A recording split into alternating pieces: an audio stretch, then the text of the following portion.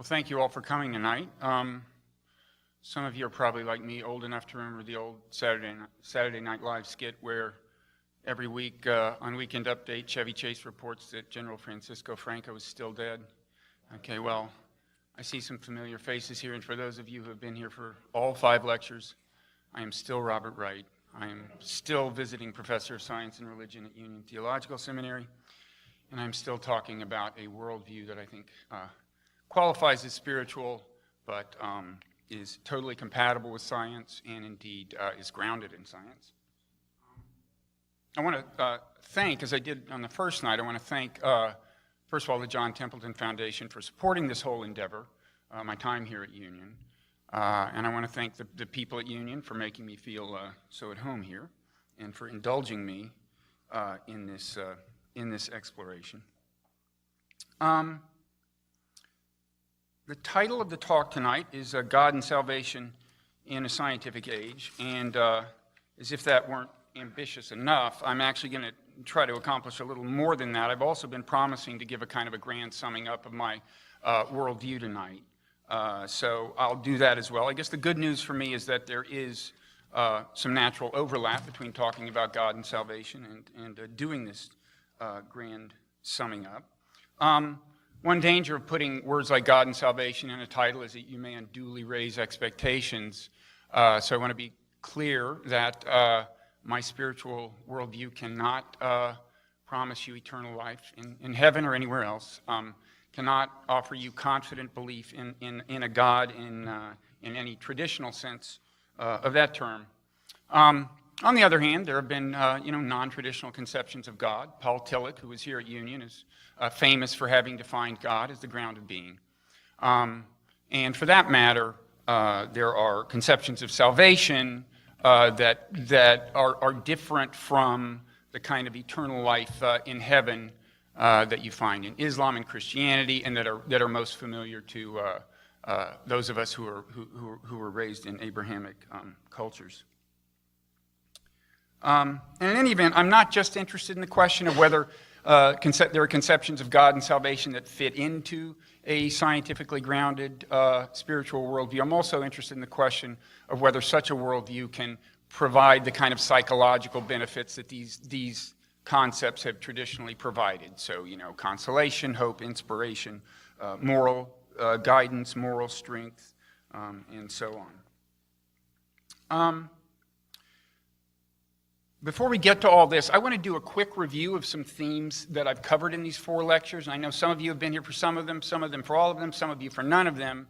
So I'm going to try to cover these themes, pithily enough and crisply enough so that the people who have heard them before don't fall asleep, but spend enough time on them so that they will not seem entirely unintelligible to people who are encountering them for the first time. Okay, so I started the first lecture by showing you this lavishly produced PowerPoint slide.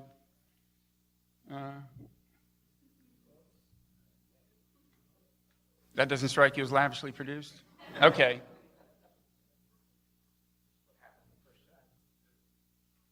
There we go.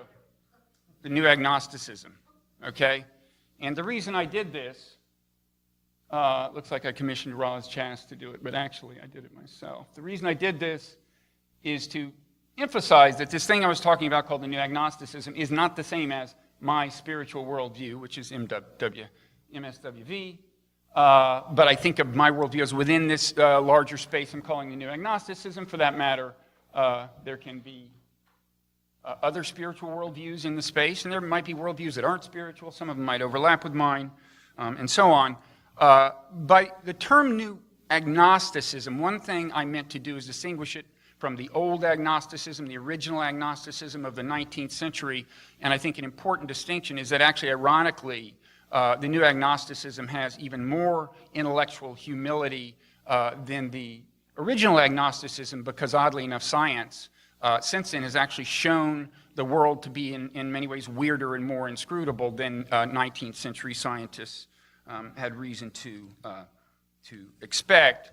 And in addition to contrasting the worldview with the old agnosticism, I contrasted it with the worldview of the so-called new atheists, because they are not known for their intellectual humility.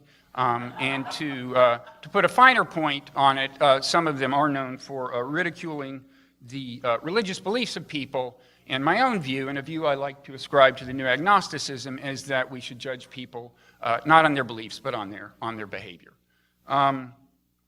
Deed above creed, as the old saying goes. Now, in the first lecture, I said that my spiritual worldview does not have a name, and I invited anyone who stuck around to suggest names. So if any of you have an idea, we're going to have a reception afterwards. Feel free to propose it to me. My first name is Bob, so we could go with Bobism. I think, if you let it sink in, you'll see there's a certain grandeur to it. But maybe, if you can do better than that, do feel free. I have to confess that preparing these last few lectures, they've come in kind of rapid succession, particularly these last two in 3 days. I've gotten a little behind on my sleep.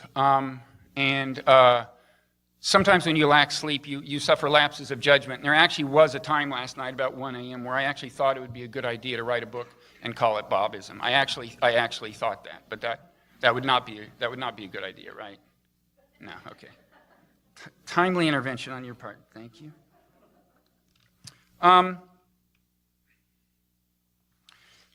Another thing to review, spiritual worldviews tend to have cosmic narratives, stories about the world that relate a grand story of history to the human condition.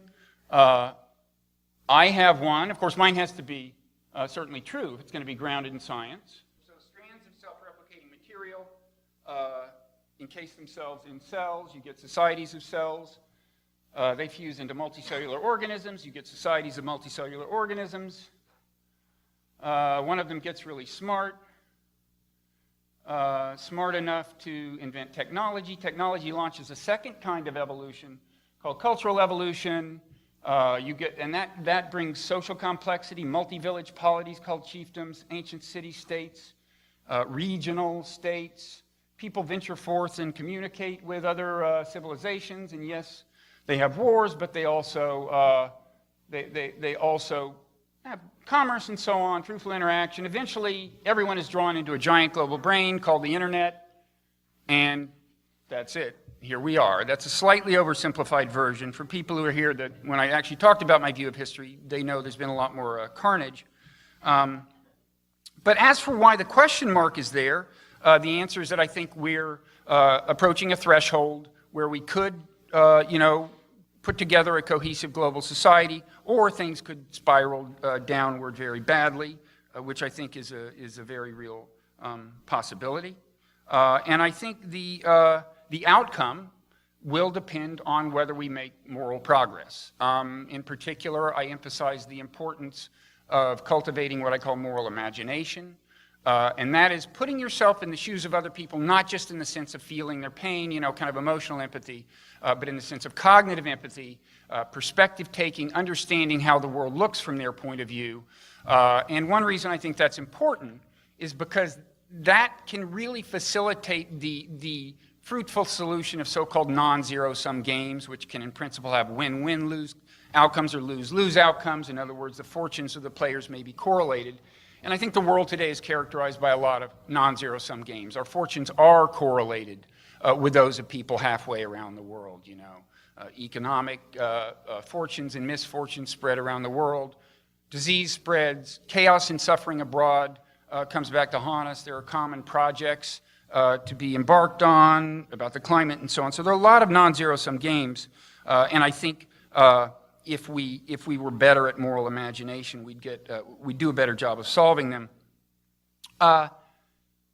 One impediment, and this is related to moral imagination, one impediment, I think, to making the moral progress we need to make is the psychology of tribalism.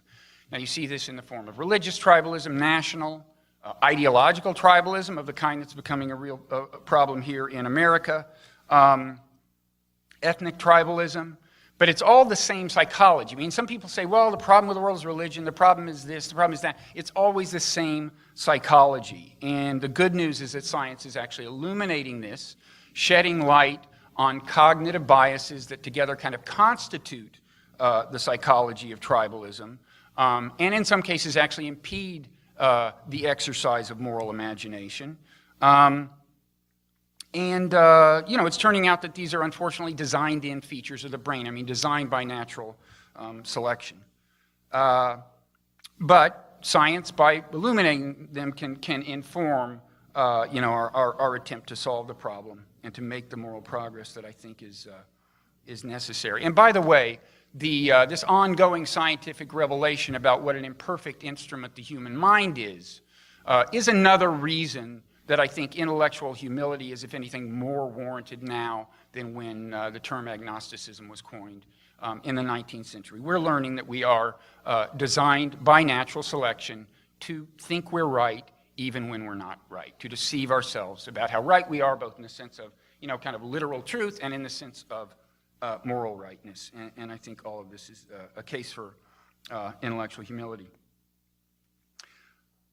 I guess it's good news that we've kind of been here before, in the sense that as technological evolution has pushed the envelope of social organization toward globalization, humankind has repeatedly faced this situation where either they kind of advance morally in some sense. In other words, they expand their circle of moral inclusion and include more and more human beings in it and consider them human beings worthy of decent treatment. Either they do that, or they pay the price in terms of suffering and chaos and war and so on. And often we as a species, often humankind has failed to meet that challenge, but sometimes they have succeeded, and in fact that's how we came to be on the brink of globalization. There has been net success, net expansion of the moral circle. Now, Tuesday, just 2 nights ago, I raised the question of whether there might be a purpose behind this whole thing, behind the story I just showed you in that animation. So, is it possible that the first strands of self-replicating material, which have ultimately unfolded into a giant global brain that enmeshes us all, is it possible that they were in some sense designed to do that? It was like a seed, an algorithm for that. Now, I want to emphasize, the process of the unfolding is a totally materialistic process, so far as we know. We understand how it works, natural selection, nuts and bolts technological evolution, and so on. But that doesn't mean that the machine, even if it's just a machine, couldn't have been set in motion for a purpose. So I drew this analogy.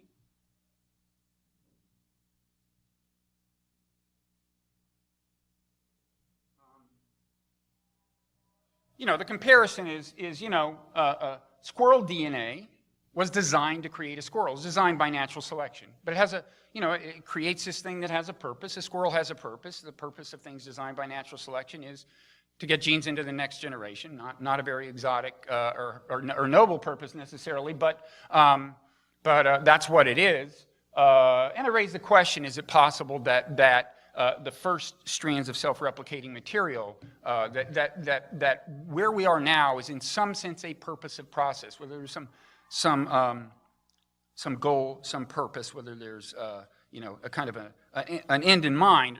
Although, I would emphasize, even if you believe that there is purpose, and I tried to provide some evidence for that in the last lecture, that doesn't tell you what the designer is. Is it just a process, kind of like natural selection, except on a larger scale? Is it some kind of being that if it is an intelligent being, it's not necessarily one that would deserve the term God or have the connotations we traditionally associate with the divine. On the other hand, when you realize that the ongoing expansion of social organization has had a kind of moral dimension to it, that's at least, spiritually suggestive, theologically suggestive. So, a big question for me is, does this purpose thing matter? Does it matter to you whether there's a purpose behind the process? And I'm actually interested in your feedback, whether, in the question and answer session afterwards or in the reception. I'd like to know.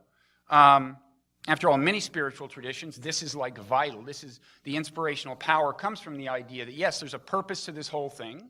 There's a God behind it, and that inspires you to comply with God's will, to help the purpose unfold. And I guess my question is, suppose I just tell the story, the narrative, and just don't get into the purpose question. Does that have any inspirational value? I mean, if I just say, look, this has been more than 1 billion years in the making. Organic life has, arduously lifted itself up from one level of organization to another, subcellular, cellular, multicellular, social, giant global brain. And now we're on the verge of kind of sealing the deal and creating a harmonious global society and maybe ending war and so on. Let's don't blow it now. It requires moral progress. It requires a certain kind of perspective and wisdom. Let's do it. I'm wondering, is that, no mention of purpose? It's just the fact of the matter. I'm curious as to whether that has motivational power for people. I'm curious for 2 reasons. One is that some people just aren't interested in the purpose question. Last week, somebody came up to me afterwards and said, but I don't understand, why does it have to have a purpose? People do ask me that, and I said, it doesn't have to have a purpose. It just could have one, and I am personally interested in the question of whether it does. Then again, I was brought up Southern Baptist. Maybe, other people with other upbringings are not so obsessed with the question of whether there is, in some sense, a higher purpose.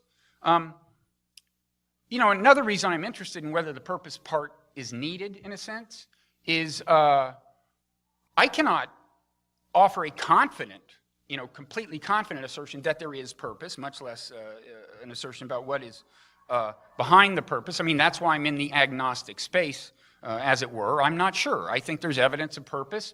If I had to guess, I'd say there is, but I can't say for sure. So, for me, I guess the final question about what is or isn't of inspirational value is a probabilistic conception of purpose of any value. That's what I have. I think there may well be a purpose. It seems as if it would have some of the hallmarks of divine purpose, but I don't know for sure. Does that kind of, less than certain belief in purpose do anything for you? I actually think it does for me, and this may just be a legacy of my religious upbringing, but I think it probably makes me work harder to overcome the psychology of tribalism, which is a daily uphill struggle for all of us, I think. Especially people who care about political causes and so on and get invested in them. And I think thinking that, okay, maybe there's this purpose and I can help it unfold, I think that helps for me, but your mileage may vary, and I would be interested in hearing what you have to say about that. So, whether or not there is purpose or any other kind of source of inspiration in the story, it's also the case that it's just in our interest to sustain moral progress as it happens, right? Because we are in this web of interdependence with people around the world. We are in the same boat. Our fortunes are increasingly intertwined. So if we can't work things out with them, that could be bad news for us. So there is just the case of sheer self-interest. And, again, we've been here before, and sometimes we have succeeded. People have made the necessary kind of moral adjustments to help the social organization advance. And in particular, religions have actually shown that they are capable of doing this. So, for example, if you look at the Hebrew Bible, or what Christians call the Old Testament, sometimes the Israelites are saying, the Moabites, the Assyrians, they're horrible people, their gods, should be crushed, and so on. Sometimes they're exhibiting a much more tolerant, even benevolent attitude toward them. And if you ask why, I think, dating scriptures is an uncertain process, but it seems to be the case that the more belligerent scriptures tend to be before the exile, and the more tolerant scriptures come from after the exile, because after the exile, all of these countries were no longer in a zero-sum relationship with Israel. They were no longer enemies. Now they were all in the Persian Empire. They were all in the same empire. They could do business with these people. And the belief that you can do business with people, play non-zero-sum games with people, seems to bring out the tolerant side of people, and seems to get them to emphasize the tolerant part of their scripture. And I think, in a way, the Quran, in several ways, particularly exhibits a kind of a keen sensitivity to non-zero sum opportunities. And that's even true of a verse that I'm going to show you, which is generally taken to be one of the most famously belligerent verses in the Quran.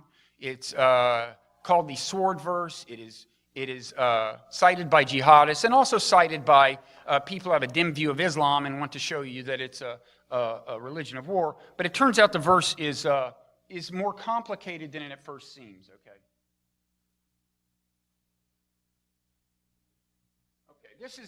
This is the heart of the sword verse. And when the sacred months are past, kill those who join other gods with God. That means polytheists. This is sometimes quoted as saying kill the infidels. That's not what it says. So for starters, Christians and Jews have nothing to fear here.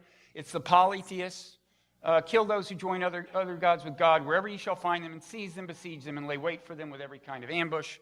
Okay, that's not very nice. It's not a very nice part of the verse. It's probably not as bad as the part of Deuteronomy where God says to, if there's a nearby city that worships the wrong gods, you should kill everyone in it. But on the other hand, I would say, in all honesty, this verse has loomed larger in subsequent interpretations of Islam than the calls for genocide in the Bible have loomed in the subsequent interpretation of the Abrahamic or of Judaism and Christianity. Okay, but here is the next verse. If any one of those who join gods with God ask an asylum of thee, grant him an asylum that he may hear the word of God, and then let him reach his place of safety. This, for they are a people devoid of knowledge. Okay, that's sounding a little better, a little more tolerant. But what's interesting is the kind of preface to this in the verse before that sets the whole context for the interpretation of the verse. So look at the first verse. But this concerneth not those polytheists with whom ye are in league, and who shall have afterwards in no way failed you, nor aided anyone against you. So this whole verse does not apply to the polytheists who are your allies. It just applies to the polytheists who are your enemies. And then the final verse drives that home. How shall those who are polytheists, basically, be in league with God and with his apostle Muhammad? Well, so long as they are true to you, be true to them. So this is the sword verse, taken as the most like jihadist verse in the Quran. And even here you see it's actually meant to apply only to enemies who have, it's really not about religion. It's about who is an enemy and who is an ally. And you see this kind of thing throughout the Quran. You also see it in the subsequent history of Islam, just as you have in the other religions. So originally the idea in Islam is the only people who can be allowed to keep their religion are the other so-called people of the book, Christians and Jews. Then the empire expands. Now there are Zoroastrians in the empire, and they decide that, well, the Zoroastrians, they're kind of people of the book. I mean, they have a book. It's not the same book, but this is no time to split hairs, so we're going to tolerate the Zoroastrians. As time goes on, there are times when in Asia, as the empire expands into Asia, Asian polytheists are, they're tolerated, allowed to keep their religion. Same with African polytheists. So all of these religions, now, of course, there is backsliding, and some is going on right now, but all of these religions have shown their capacity to adapt to the logic of non-zero sumness. When it is in the interest of the people in the religion and is perceived to be in the interest of the people in the religion to do business, so to speak, with another group of people. When they aren't seen as a threat, you're much more likely to see tolerance. And in that sense, I would say there's been net, you might say, growth of God in a certain sense. God is conceived.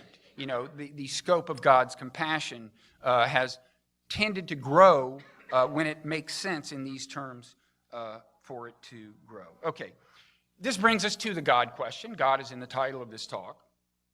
I don't mean the is there a God question, actually. I've told you about all I can tell you about that. I mean, I think on balance, I would bet that there is a purpose unfolding. It has some of the hallmarks of the divine. I don't know for sure what's behind it. That's about it. But the question I want to discuss just briefly is whether, given this kind of state of uncertainty, if you have this view that I have, well, it's probably a purpose. It gets fuzzy after that. Is it intellectually defensible to use the word God? Okay. So, if you think of this kind of co-evolutionary process of having a purpose, you don't know if the designer is an intelligent being or a process or what, and it may not be conceivable by the human mind in any event. Could it make sense to give it the name God? To attribute properties to something, whose nature you don't clearly understand and may not be capable of understanding. Now, oddly, there's a question kind of like this, and I emphasize kind of like this, that is addressed sometimes in science. So, no one has ever seen an electron, so far as I know. All they have seen is the manifestations of the behavior of electron in experiments, in scientific experiments. And sometimes it does seem like a particle, the way you probably think of an electron. The manifestation, it seems like the kind of thing a particle would do.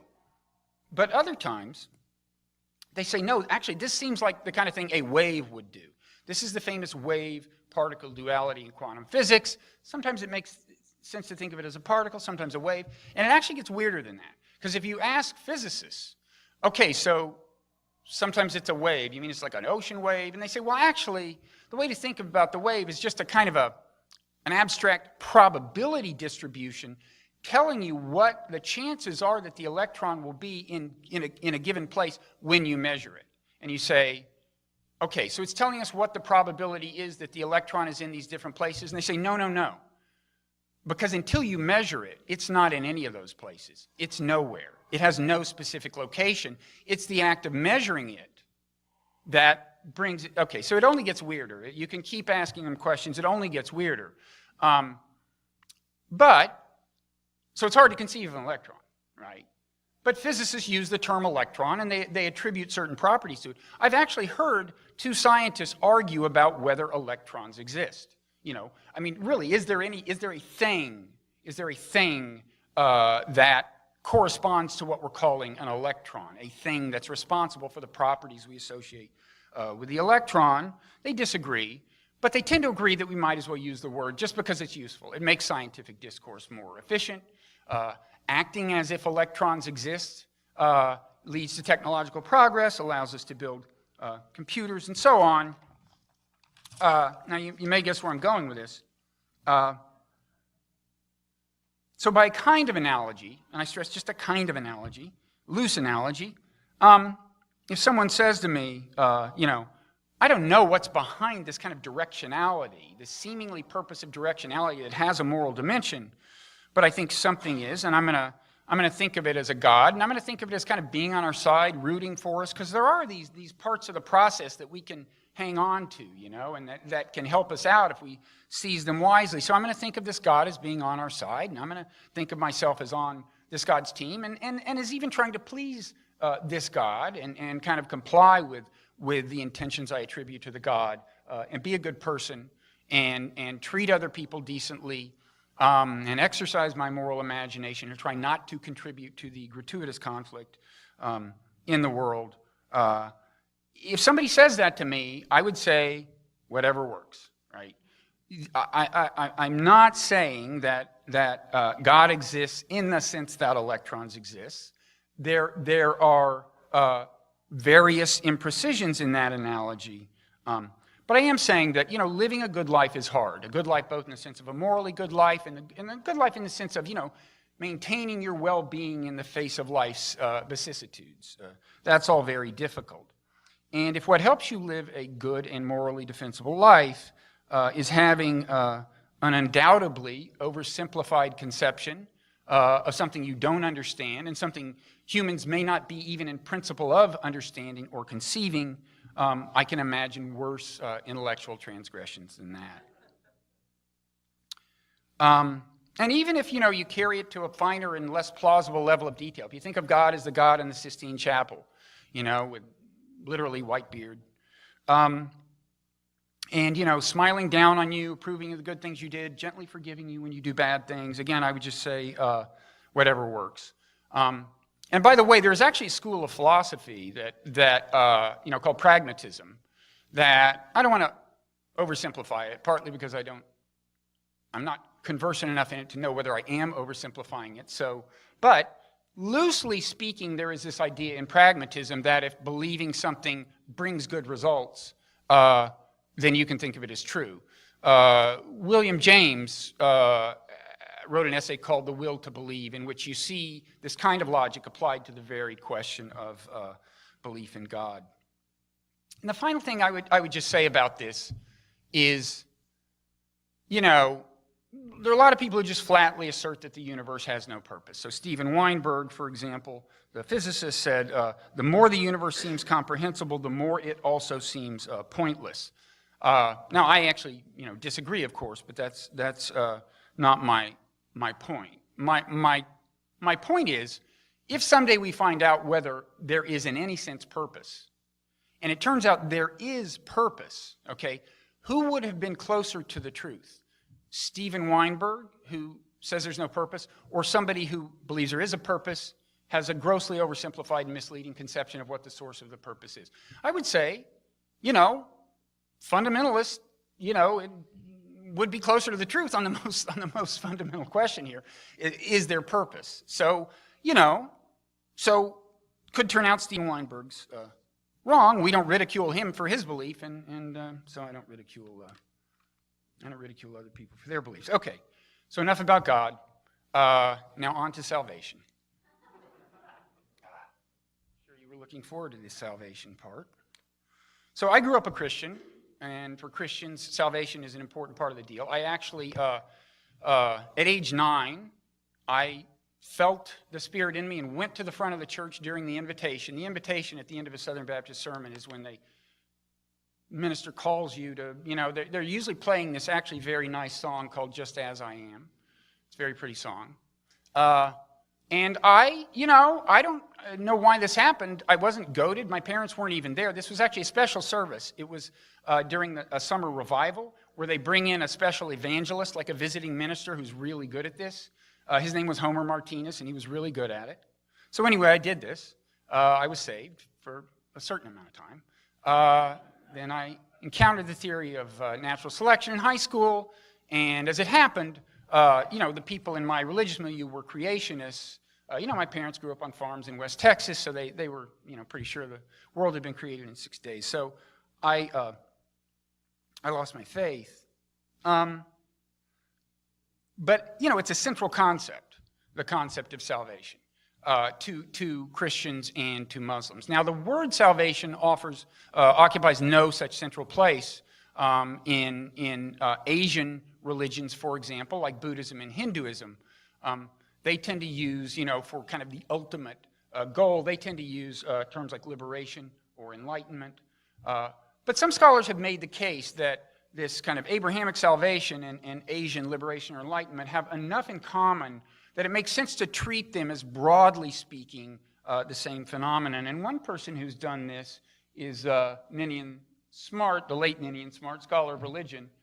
Here's what he said about salvation in the broad sense of the term. He said, the implication of the idea is that human beings are in some kind of unfortunate condition and may achieve an ultimately good state either by their own efforts or through the intervention of some divine power. And I think he's right. I think there's a certain amount of kind of East-West unity here. And in fleshing this out, I am going to choose as representative of the Abrahamic tradition, Christianity, because I'm much more familiar with that than Islam. And in the case of Asia, I'm going to talk a little about Buddhism because I know more about that than Hinduism. So, one question is what is the unfortunate condition, right? Well, to Christians, it's being in a state of sin, being born with sinful tendencies, and also having inherited the moral burden of Adam's original sin. For Buddhists, the unfortunate condition is, the word is dukkha, usually translated as suffering. So the unfortunate condition is that we live in a state of recurrent suffering. Now, these sound kind of different, the difference between sin and suffering. But on the other hand, in Buddhism, the idea is that the kind of behavioral reforms you make to start alleviating your suffering also make you a better person.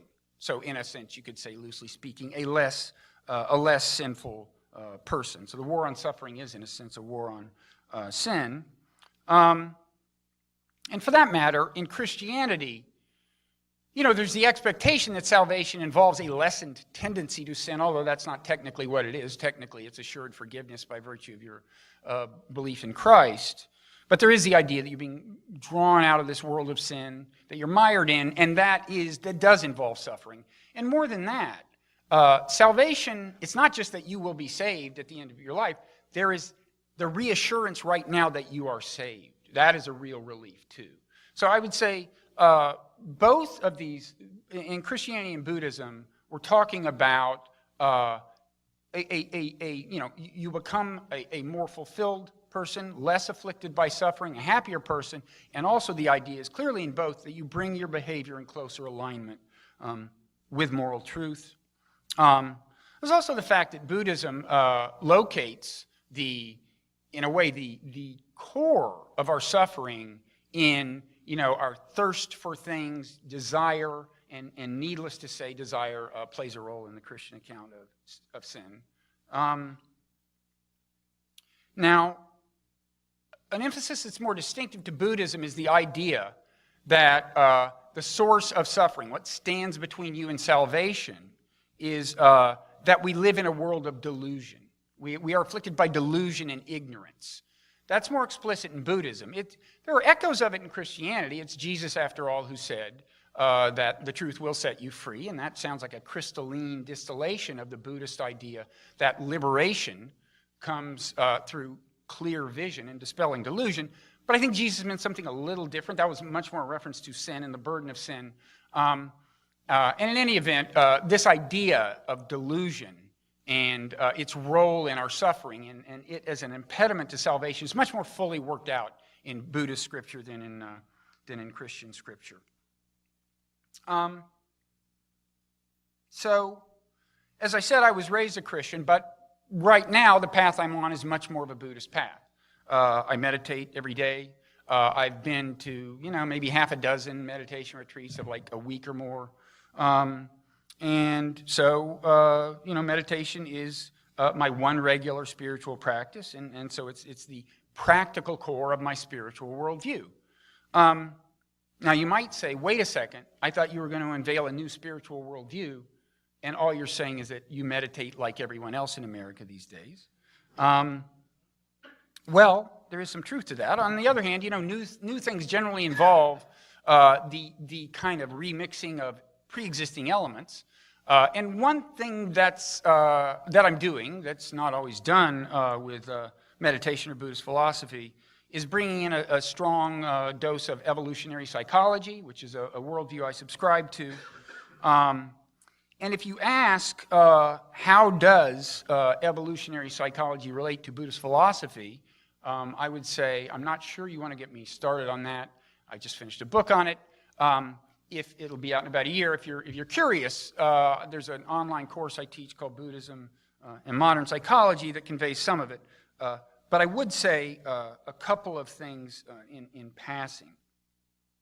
The main thing is that evolutionary psychology corroborates the Buddhist idea that we are deluded, that the mind is not a reliable guide to truth. Now, the form this often comes in psychology is attention to specific kind of cognitive biases that I've discussed in the course of these lectures, some of which I've discussed. And in Buddhism, there's the idea of a much more subtle and pervasive delusion. It's like a veil of delusion in Buddhism. But I actually think that from the standpoint of evolutionary psychology, this kind of more dramatic conception of how misled we are by our minds is actually defensible. And I can elaborate in Q&A if you have questions about this. For now, I would just say that the fundamental point is that natural selection did not design the mind to see truth per se. The bottom line in the design of the mind and everything else natural selection designs is what will get the most genes into the next generation. If seeing things clearly will get genes into the next generation, then there will be clear vision, and sometimes there is. Like, if a large object is approaching, you want to see it, so you get out of the way. But even there, we actually don't see clearly. People overestimate the speed with which large objects are approaching. right? And so that's a case where natural selection actually distorts our vision slightly to be on the safe side, because it's better to get out of the way too soon than to get out of the way too late, okay? So even there's a little bias, but it goes well beyond that, and the general principle is that if delusion will get your genes into the next generation, then delusion will be built into the human brain, and it is built into the human brain. We're designed to, again, think we're right when we're not, be sure we're right when we're not. So, back to the salvation question. If you ask me, is Buddhist salvation possible? Is that a practical goal? Well, in the sense of being released from the cycle of rebirth, I would say that question is above my pay grade. I don't get into reincarnation. I've never been totally clear on why you would want to be released from the cycle of rebirth, actually. I mean, I can imagine worse things than being reborn after you die. There are parts of life I'd want to skip, but not all of it. But as for whether you can attain salvation in the sense of liberation from suffering, well, I would say, don't ask me, ask people who have done so much meditation that they could plausibly aspire to such a thing. And as it happens, I have asked them. I've interviewed a number of people, really super serious meditators, tens of thousands of hours of meditation. And what I'd say is that people can come surprisingly close. I've talked to people that, and I believe their accounts, that they are in a place where, they say, I can't imagine anything being added to my life that would make it better.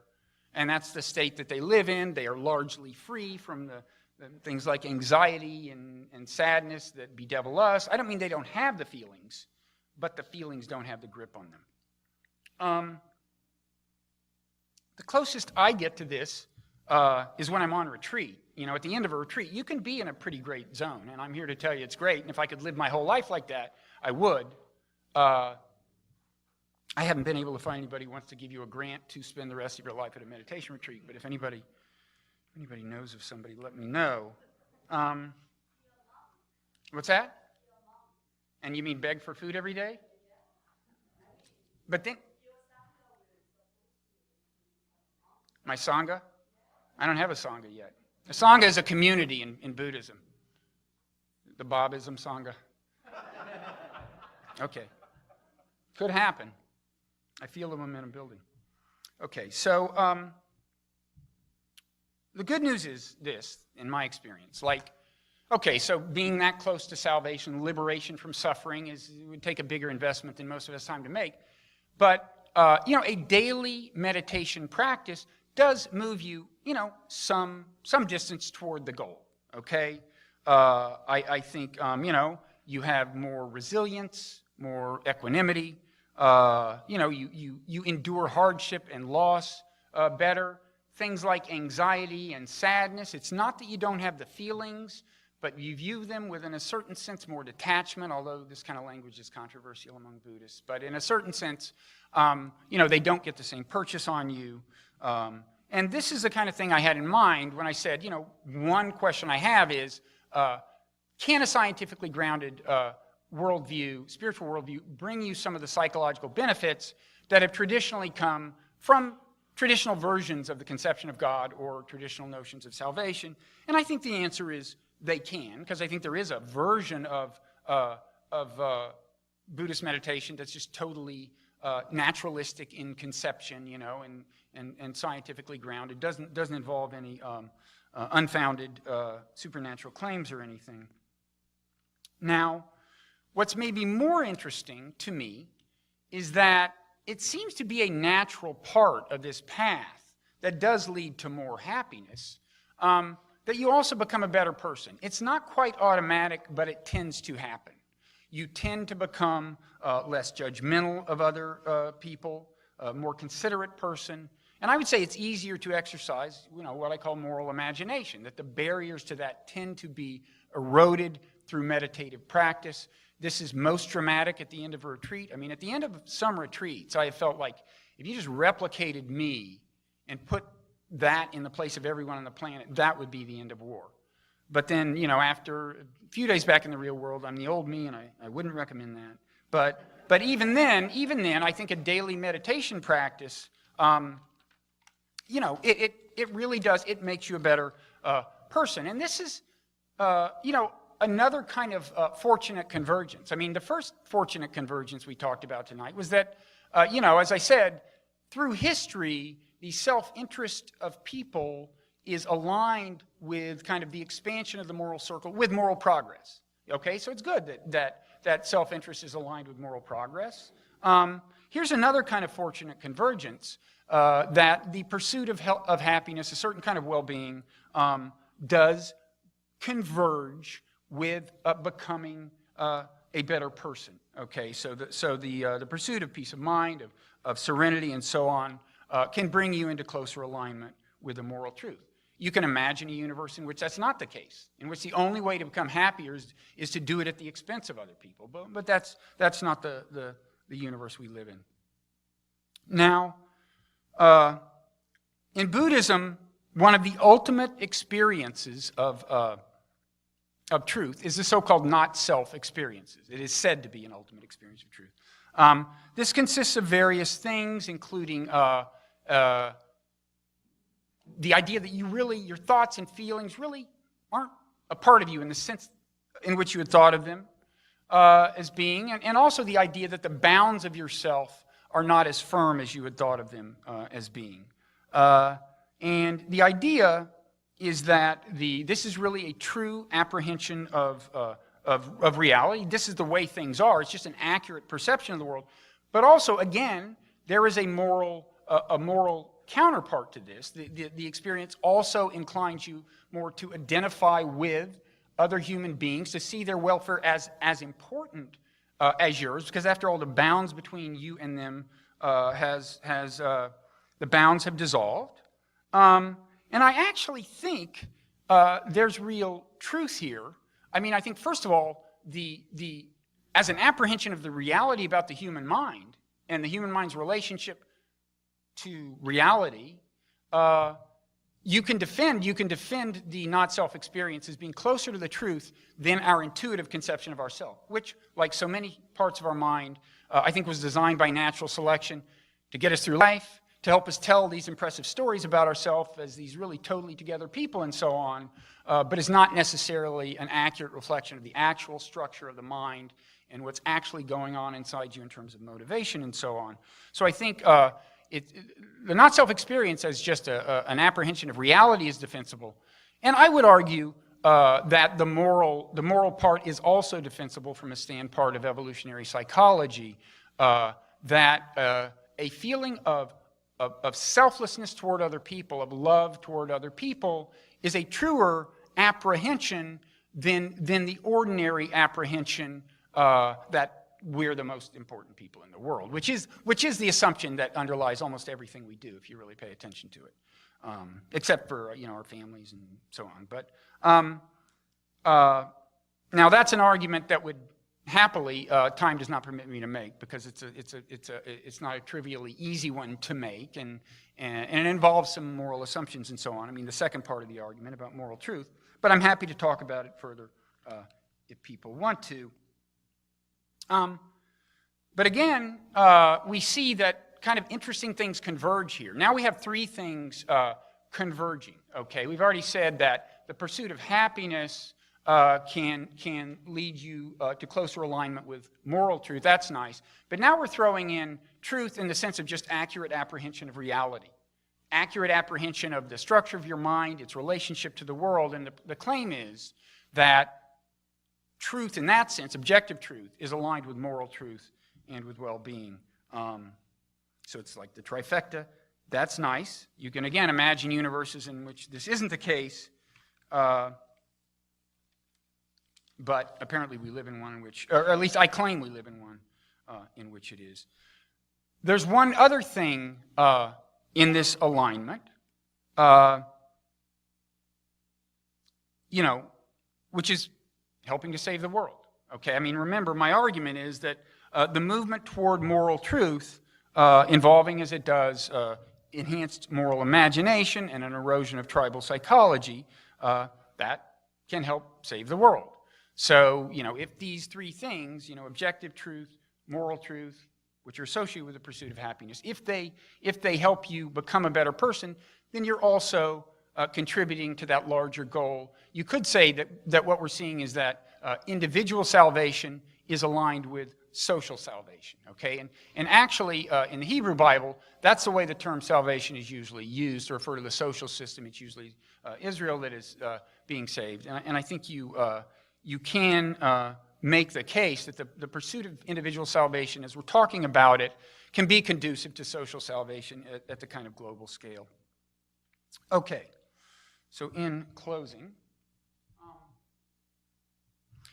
I would just say, if you're looking for a modern theology, a theology that makes sense in a scientific age, it turns out that there's actually a very ancient theology that I think does a pretty good job. It's associated with the word logos. This is a Greek word that is often translated as word. In fact, in the Gospel of John, where it says, "In the beginning was the Word," the word that's translated as word is logos. But word is kind of a misleading translation there because logos would have been associated with a whole philosophy that would have been prevalent in the Greek-speaking world at that time, and this is almost certainly a reference to logos in that sense of the term. And in that sense of the term, logos has a much broader meaning. It refers to reason, to a kind of a logic, and philosophically and theologically, it meant a kind of a logic that is playing itself out through history. It's a logic that animates history, moves history directionally in some accounts, and is a manifestation of a transcendent God. But the transcendent God is out there, hands off. And what's happening, the manifestation in here, is just a piece of logic, the manifestation in the material world. Now, I would say you could view what I talked about in an earlier lecture, the kind of interplay of zero-sum and non-zero-sum dynamics, and the natural expansion of the web of non-zero-sumness through history, as driven by technology. You could describe that as a playing out of a kind of logic. You could compare it to the logos. And for that matter, it goes back further. I mean, biological evolution, the growth of biological complexity, can be described in game theoretical terms as, again, kind of, you might say, the triumph of non-zero-sumness. So this is a dynamic you could describe throughout that history I showed you, from self-replicating material to global brain. And actually, in probably the most significant existing version of a logos theology we have, there are elements of this, of an emphasis on non-zero-sumness. This comes from Philo of Alexandria, sometimes called Philo Judaeus because he was Jewish. He lived in Egypt during the Roman Empire. In fact, he lived during the time of Jesus. And he, at one point, he's talking about the relationship of different peoples, different animals, different plant species, the whole ecosystem. And I want to show you what he says. God has made none of these particular things complete in itself, so that it should have no need at all of other things.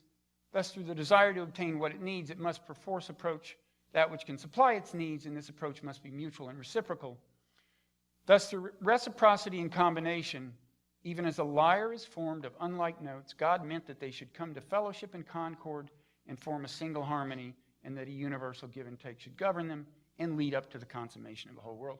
Well, I'm going to go on record as being in favor of that. The last part is the whole world may become, as it were, one city and enjoy the best of polities, a democracy. I say amen to that as well. Final point. I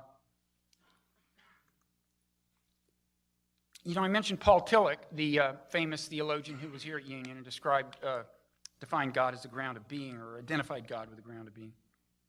There was a conference here at Union yesterday to commemorate the 50th anniversary of Paul Tillich's death, and I dropped by, in between working on this lecture. I dropped by to take a break and listened in on the lecture by a very distinguished Tillich scholar who was here to deliver the talk. And the impression I got was that he himself, this scholar, had a a very minimalist theology. At best, an extremely vague conception of God, if perhaps any conception at all. But he said one thing that got my attention. He said, our job is to answer a calling whose message is obscure. And I thought that was an interesting way to think of it. It's just like, our job, there is a calling, Our job is to answer a calling. Could be the universe doing the calling, who knows? It's a calling. But there's one part I kind of disagreed with. He says our job is to answer a calling whose message is obscure. I don't think the message is actually all that obscure. I think we're being called to become better people, to become morally better people, and also to see the world in a literally clear way. I think we're being called to move toward moral truth and scientific truth, and toward enlightenment in the fullest sense of that term. I think the message is, in a certain sense, about a connection between individual salvation and social salvation. As for what is sending the message, what is doing the calling, I would say, call it whatever you want. So, thank you.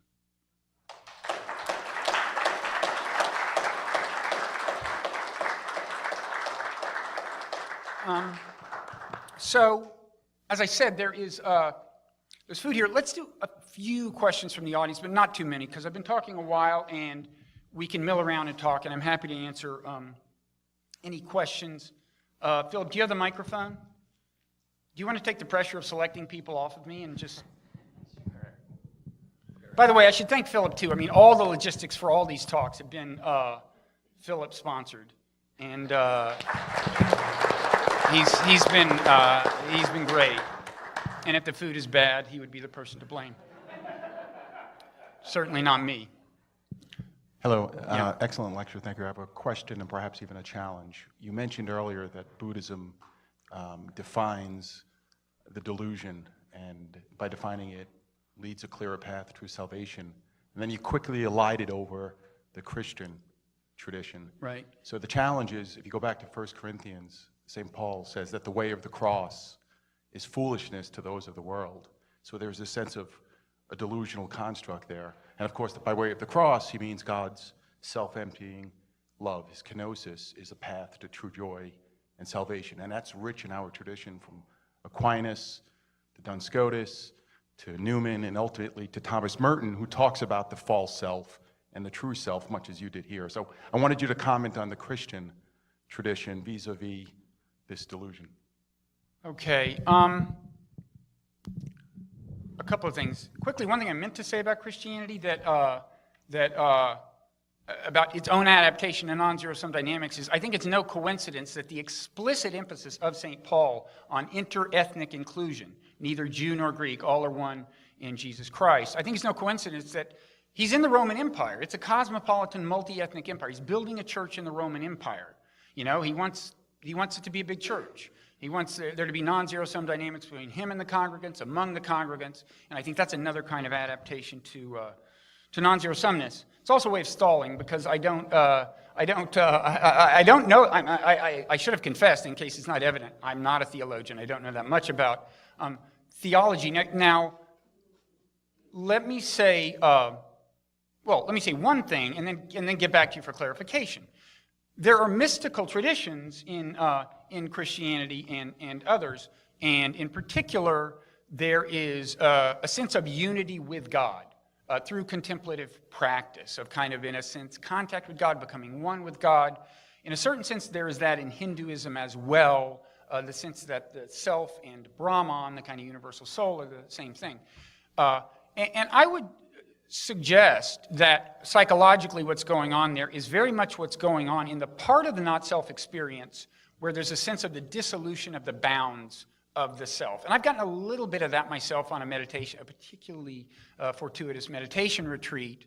And I think, science may someday tell us, but I think the apprehension is the same, possibly, and put in different terms. In fact, there's a big squabble between Buddhists and Hindus as to whether, wait a second, is it that the self is merging with everything, or as Buddhists would have it, the self doesn't exist, so it couldn't be merging. Well, I think actually they're the same experience, and that's terminological squabble. Now, you referred to God empty. You're saying that you said two things. That the conception of the self, you think, is related to the Buddhist not-self experience, but also that God's outpouring of love is fundamental, right? Right. So Aquinas talks about the pursuit of power, pleasure, honor, wealth as being in many ways the path to concupiscence, towards this delusional construct. The way to live is the way to beatitudo, to joy, is the other way around, to empty yourself and not to accumulate. Absolutely. Yeah, I mean, the three poisons in Buddhism, they're generally translated as greed, hatred, and delusion. I believe you see these three terms in Hinduism too, and I think maybe the idea is that it's the greed and the hatred lead to the delusion, which I don't think is explicit in Buddhism, but that actually kind of makes sense to me. But I would say, and maybe this will distance Buddhism from Christianity in a sense, I mean, you tell me, but the word that is translated as greed in that refrain, which is repeated at meditation retreats and so on, is probably more accurately translated more broadly. In other words, it's not just greed in the sense of wanting to acquire material things. It's like a thirst. It's like a hunger for gratification, for anything. It's just kind of untrammeled desire, a seeking of attachment. So it's greed in a much broader sense that is related to delusion. And similarly, the hatred is probably better translated as aversion. So yes, being averse to people and hating them is not encouraged, but being averse to things generally is not. In fact, there's a real element of stoicism in Buddhism. Just surviving any situation, overcoming aversion, and so on. But now you tell, does that any of that relate? I think there's a commonality there, though. A sense of attachment is precisely the mark of sin. Yeah. The mark of... And again, in Buddhism, attachment is a no-no. It's meant very broadly, though, including attachment to your feelings, attachment to your thoughts. That's what gets you into trouble. Attachment to yourself. Attachment to the esteem in which you're held. These are the things that get us in trouble is, in a way what they're saying is, all these impulses that were designed in you and these kinds of thoughts that were designed into the human brain by natural selection, which just wanted to get genes in the next generation, distance yourself from it. Let go of them. You don't have to be attached to them. And that's the part of the not-self experience that isn't about a dissolution of the bounds around you. It's about almost a disaggregation of what's inside of you and letting go of these feelings that intuition tells you are a fundamental part of you. But, you can have a meditative experience of just seeing the letting go happen. I mean, occasionally, I have, it doesn't happen reliably, sadly, but had deep anxiety, meditated, and you still see the knot of anxiety. But suddenly, you're just observing it as if it were a piece of abstract sculpture in a museum. I mean, really, total indifference to it. The feeling is still there. It's just lost its grip on you. And I should say that evolutionary psychology helps me here, kind of thinking about what these feelings were designed for. When you think about what specific feelings were designed for, and that they were designed by this thing whose agenda was to get the most genes in the next generation, I mean, give me a break. That we can do better than that. Thinking about the absurdity of some of these feelings helps.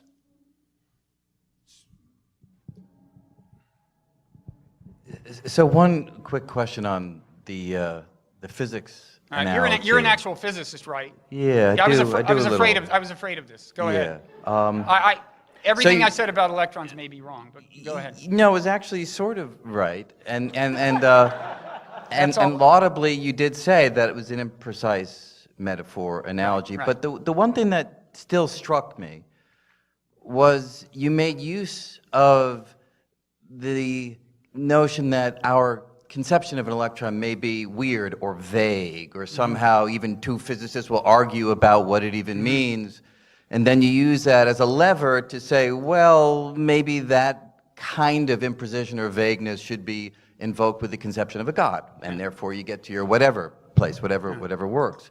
And I guess the issue that raises for me is that it's merely English language or human language that has a difficult time with articulating what an electron is, but if we shift over to a different language, mathematics, we understand the electron with uncanny precision, right? We use the mathematics to make predictions of an electron that agree with the experiment to 10 decimal places down the line. Right. And it's that unbelievable precision that seems to be lacking on the other side of the equation that you were drawing, and therefore suggests that the analogy may sort of really have no power at all.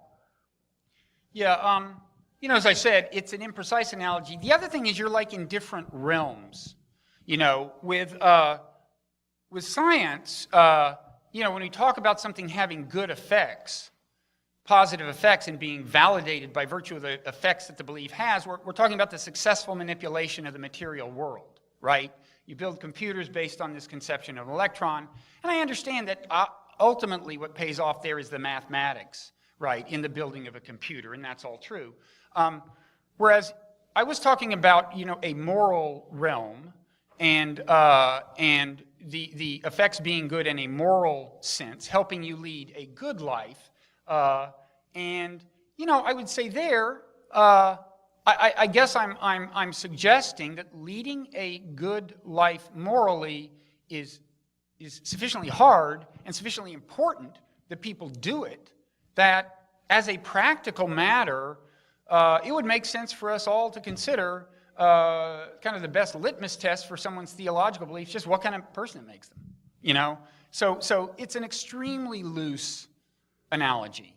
And I try to emphasize, I mean, I play it out a little more at the end of my book, The Evolution of God, but I don't think I say anything that would particularly satisfy you. I just basically do more disclaimers that might satisfy you. I have a question for you, actually. You're an advocate of string theory, right? Yeah, so my question is, if string theory turns out to be true, will that mean that this notion of the electron, you know, kind of dissolves in a sense? Because actually, at a more fundamental level, it's like strings vibrating, and like, you know, so here's the strings at a super fundamental level, here's the properties of the electron, and this thing we thought of as the electron, it's just no longer useful to think about that, right? It would be not useful to think about the electron per se anymore? Well, I would frame it a little bit differently. I think what we've learned from science is that your language and explanation needs to be catered to the scale at which you're examining the universe. And if you're examining the universe at the scale of baseballs, then talking about it using Newtonian language is the most powerful language that we have. If you go to a Yankees game and try to describe the motion of that baseball using quantum mechanics, can you do it? In principle, yes. But to describe the motion of 10 to the 23 particles using the Schrodinger equation would give you such a bizarre description that you'd never actually know that it was a baseball flying from home plate to center field.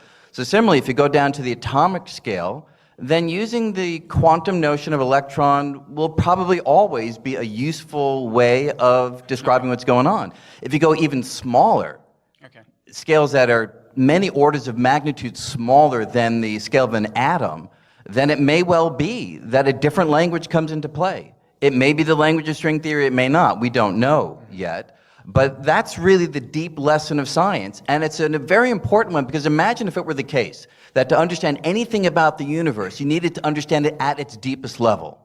If that were the case, science would never have gotten off the ground. It is so powerful that you can understand nature scale by scale by scale. And at every scale, it's not as though the deeper one eliminates the language and ideas that you were previously using at the larger scale. It simply allows you to describe things at a yet more fundamental level. Right. So at each level, you're using the most efficient language. Yes, yeah, exactly.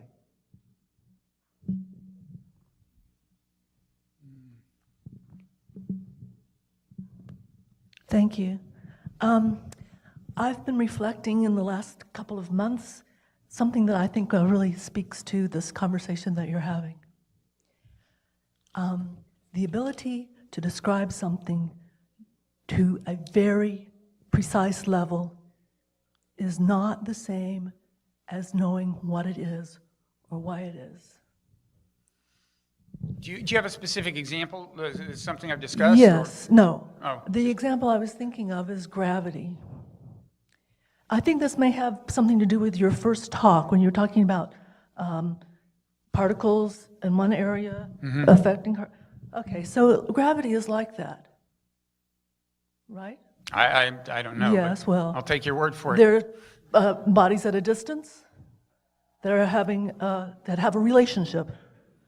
And in these weeks since you were discussing that, I realized that, God damn, it's impossibly incredible that it's the square that describes that. And two, the fact that it describes it does not tell you what it is.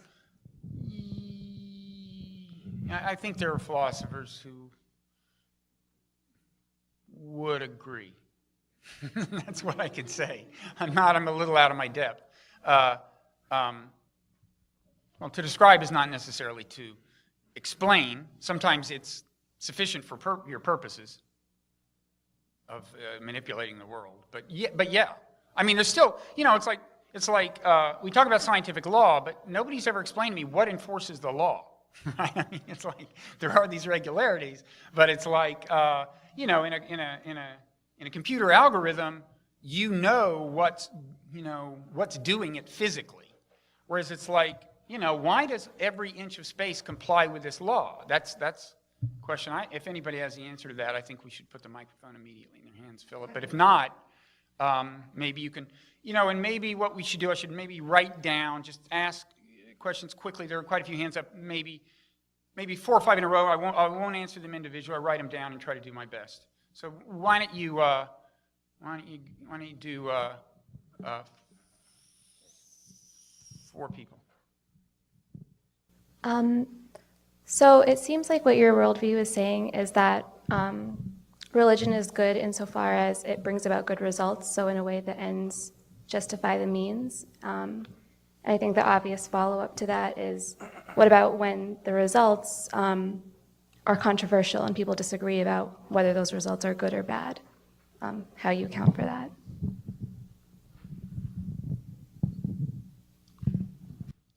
And my question is about the purpose that you perceive from our history. If the human mind is inherently problematic and the global mind that is formed by the human mind is therefore also problematic, how then do you distinguish purpose as objectively exists embedded in the flow of history from the purpose that is perceived by this problematic global mind? Wait, can you say that last part? So if the human mind is what constitutes the global mind, or human minds constitute the global mind, right? Yes. And then what's the part about purpose? Then the problematic human mind would also mean that a global mind would also be problematic and imperfect. How then do you distinguish purpose as objectively embedded into the flow of history from purpose as our problematic mind perceives it? Does that make sense? I'm not sure, but I'll come back to you if... Okay, what if this purpose exists not because it really does, but because the global mind think it is good that it does, and then they tells us, okay, there is a purpose. The global mind tries to deceive us into thinking there's a purpose? Yes. You have to acknowledge there is a possibility for that in your worldview, right? I guess I can imagine it. You mean this would be in the future when the global mind assumes like an artificial intelligence level of... This is like not something that's happening now, but it could happen? Well, I don't know. I don't know about artificial intelligence, but Okay. we can talk more about this afterwards. What's the role of information in the universe in your worldview? Does your worldview assume that the amount of information in the universe is going to continue? Would you characterize information as being inherently good and lack of information or disorder as being inherently bad? So yeah, well, how does the amount of information in the universe play a role in your worldview?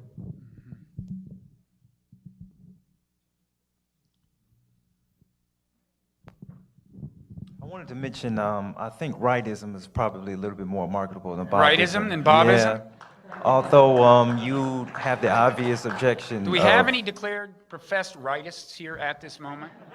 Would you like to be the first? Why not? Okay. Well, I'll give you signed the up. reason why not. I would say, how would you answer probably the obvious criticism, well, one that you'll probably get often, which is, I think that just speaking from an ecological and a geological perspective, it seems that there's a relative wealth of evidence that perhaps there is some type of singular purpose in some sort of teleological way. I suppose the problem for me is maybe extinction events. Is I would wonder, why would there be so many if there was some type of evolutionary process from the first genetic material for from the Big Bang to our ultimate end. But I kind of wonder from the perspective of kind of thinking about ultimate purpose and thinking about moral truth and the extent to which it would have to rely on some type of entity is, to what extent do you think there's a possibility that you may just want there to be a moral truth? And as a result, what? I'm sorry? that you may want there to be a moral truth. And that as a result, you may be kind of creating intellectual justification for that moral truth. Okay. Other than that, I'll definitely sign up to be the first writer. Okay. Regardless of whether I satisfactorily answer your question? Okay. Unless you have a strong desire to give it to one more person, I guess we'll go with that. Okay. All right, one more quick. How is your worldview that much different from pantheism or deism? Because it seems to me that it's either one of those two, or is it none? And also, when it comes to the laws of physics, my view would be that the best way to look at them as descriptions of physical regularity, and not think of them as things that exist separate from the spatio-temporal world. They're just kind of like descriptions we have of sports or things like that. They're not things that, there's no lawgiver in the sense of, the laws don't exist and then something makes it happen. The laws are just descriptions of physical regularity. In other words, they're descriptive rather than prescriptive. Oh yeah, they're certainly not prescriptive. I mean, what I meant is just that, everywhere else we use the word law, like in human society, we think there's an enforcer, right? It doesn't happen automatically, and so we use this word with science, and I think it's not a question you could casually dismiss. It's like, what keeps things I take your point. We should think of science as a description of regularity, and that suffices for practical purposes. But so on the pantheism and deism question, pantheism, as I understand it, is just the idea that the universe is God. And I've never understood the what that gets you. It just seems like renaming the universe. Suppose we called the universe God. Would that make you feel better? Well, no, actually, it doesn't make me feel better. It's just a new name for the universe. I've never gotten that. Now, if along with it is an attribution of purpose, if you play that out and say this is why the universe deserves the term God, I guess it could make sense. But bare bones pantheism, I've never understood the appeal of.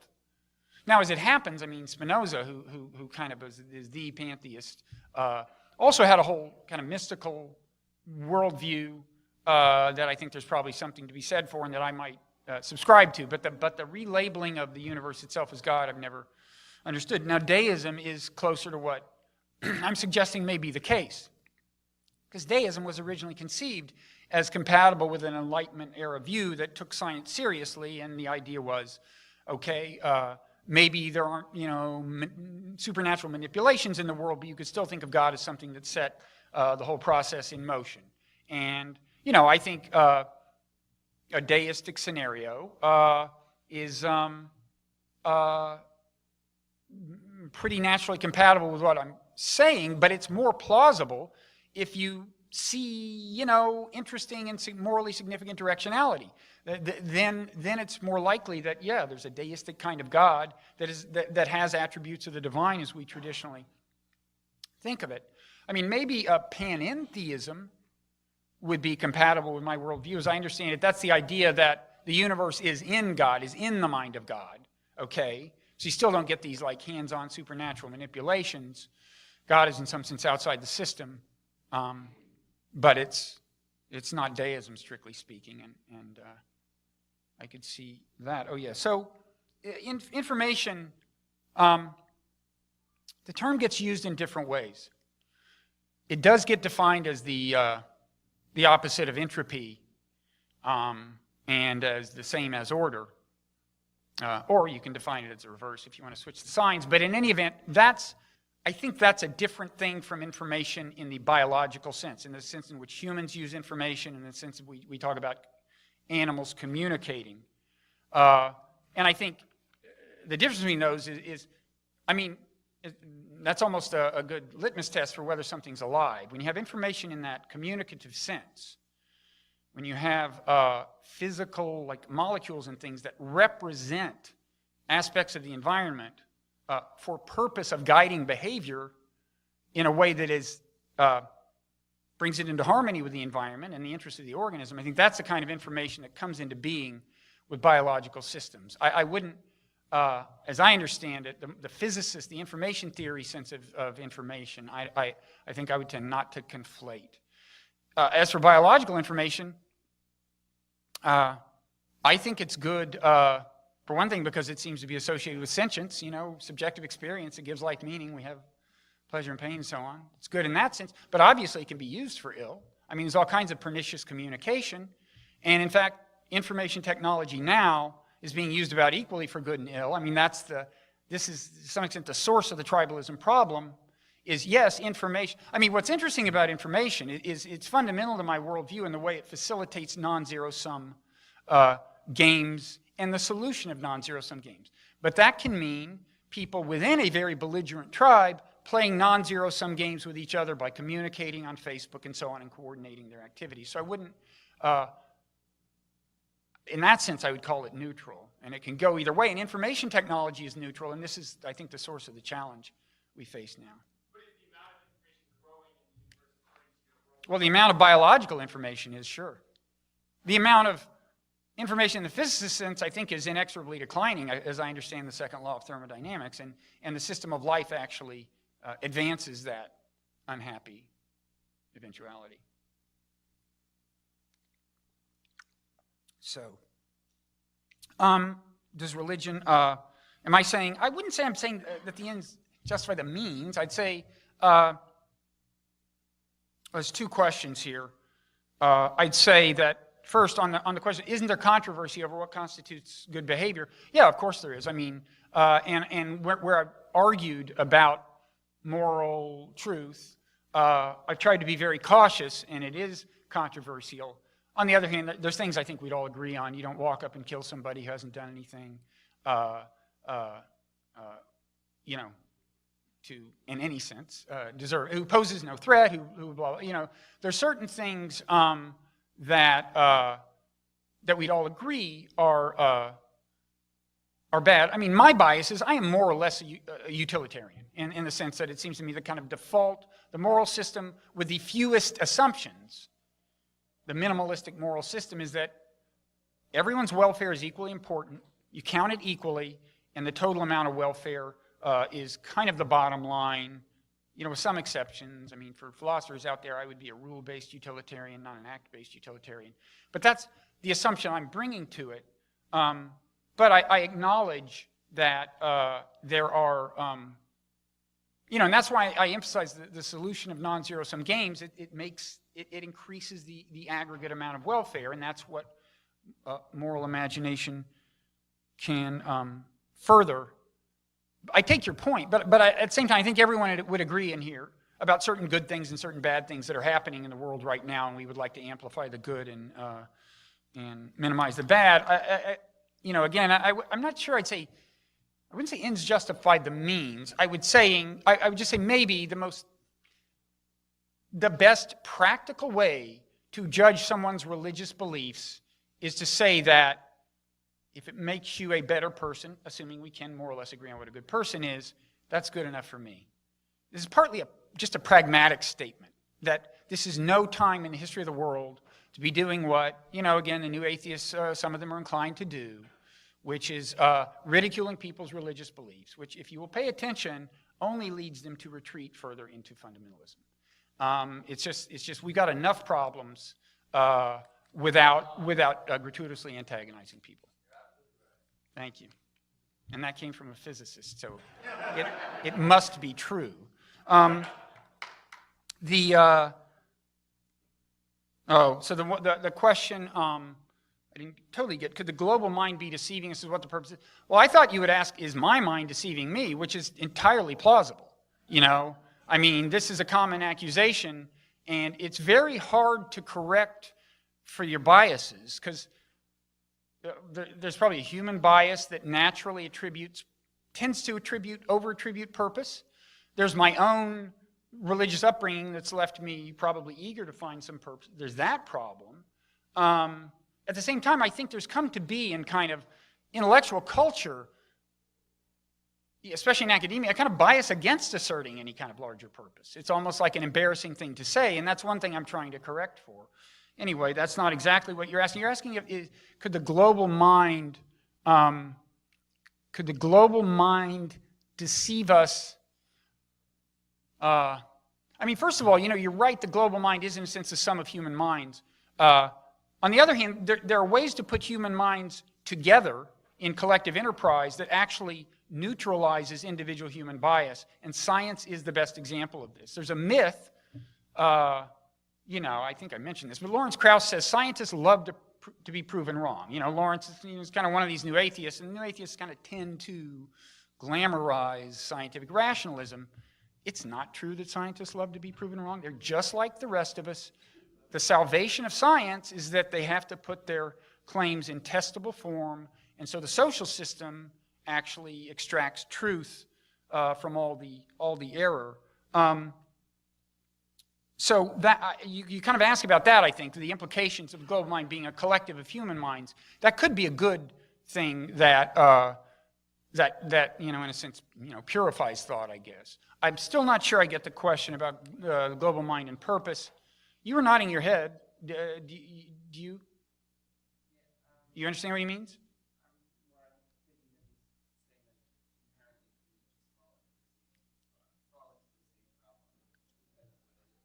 Could the global mind fall into the trap of what? Could. What? Not if all the individual humans are meditating? Right. And if they don't start meditating, there may be no enduring global brain, right? So.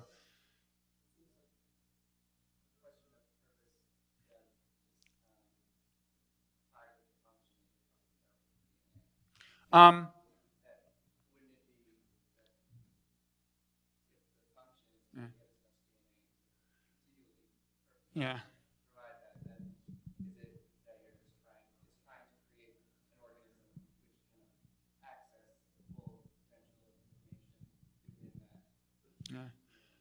Well, I mean, I guess the global mind would tend to have the interests of the whole thing at heart in a certain sense. And that might lead to biases if it encountered other global minds, especially that are perceived as hostile. But my general feeling about it's a little related, the question of whether should we fear aliens, right? There is this line, I don't know if it was Stephen Hawking or Elon Musk, some of these people were saying, don't be so eager to encounter alien life. My feeling is if they are technologically ahead of us, they will have to be morally advanced relative. They will have to have gotten over this thing where you want to kill whatever you see. And so I'm kind of optimistic about the prospect of not actually encountering them, but the prospect of them treating us decently. Okay, so thank you all the thank you, especially those of you who have been to all 5 lectures. I do see some familiar faces. If I could grant eternal life to anyone, you would be the first. There's food, and I encourage people to stick around for free food. And there's actually even wine, I think. So I'll be around. Thank you.